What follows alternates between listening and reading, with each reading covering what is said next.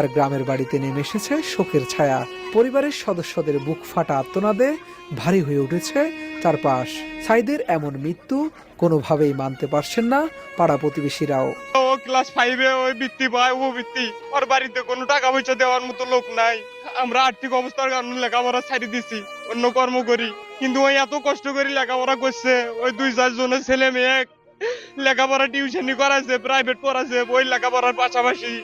এতে করে কি মানে আমরা আর কঠিন বিচার চাই? এটা তো ওরা তো ভালো একটা কাজ, সরকারের কাছে ওরা ভালো কথা বলছে যে একটা কোটা বাড়াক, শুধু ওই যদি যারা মুক্তিযুদ্ধ করছে তারাই যদি চাকরি পায়, তাহলে আরো তো দেশে অনেক লোক আছে মেধাবী লোক, এরা তাহলে ছোট থাকি এই বৃত্তি পায়, সরকার কৃষক বৃত্তি দিল, তাহলে এই গরিব লোক এরা যুদ্ধ করে না, এদের মামা নানা কেউই ছিল না।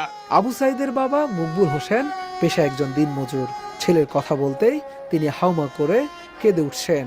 আর মা মনোয়ারা বেগম ছেলের শোকে হারিয়ে ফেলেছেন বাকশক্তি। তিনি নির্বাক হয়ে ফ্যাল ফ্যাল করে সবার দিকে চেয়ে আছেন।